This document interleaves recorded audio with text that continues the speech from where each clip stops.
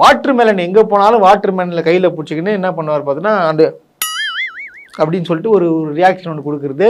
அப்புறம் பார்த்தீங்கன்னா சிவாஜி இப்படின்றது, அப்புறம் வந்து தனுஷ் மீர் இப்படின்றது, இந்த மாதிரியான ஒரு அதாவது எனக்கு என்ன பண்ணுறது, முன்னாடிலாம் கோமாளித்தனமாக தெரிஞ்சிச்சு. பட் ஆனால் இப்போலாம் பார்த்தா செம்ம காண்டாகுது. ஏன்னா இது வந்து நம்ம இன்னசென்ட் நினைச்சோம், ஆனால் இது உடம்பு ஃபுல்லாக பாய்சன்.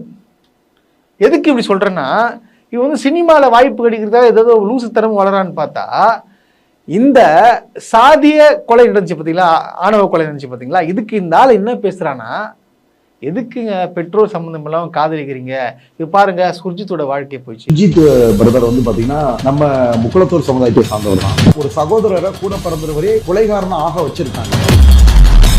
மற்ற சமுதாயத்தோட சம்பந்தம் பண்ண விரும்ப மாட்டாங்க. சமுதாயத்துக்கு சீர்கேடு ஆகக்கூடாது. பர்டிகுலரா இரு பிரிவுகளை வந்து சண்டையை ஊட்டுற மாதிரி இருக்கக்கூடாது. பெற்ற பிள்ளைகள் அவங்க குடும்பத்துக்கு விருப்பத்துக்கு ஏத்தாம நடந்துக்கிறது பெஸ்ட். சுர்ஜித்தோட வாழ்க்கை போச்சுன்னு சொல்லிட்டு இவ்வளவு பேசுறியா, அந்த பையன் செத்துட்டான்டா, இவங்க ஒருத்தன் வெட்டி கொலை பண்ணிட்டான். ஆனா நீ என்ன பேசிட்டு இருக்க, இல்ல அவருக்கு வாழ்க்கை எதுக்குங்க வந்து பெத்தவங்க சம்மந்தம் இல்லாம ஏங்க இப்படி பண்றீங்க.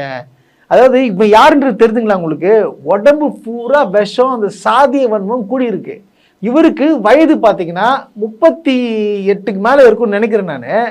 ஆனால் இன்னும் கல்யாணம் ஆகலை. ஏன் கல்யாணம் ஆகலைன்னா இந்த மாதிரியான ஆள் இவன்.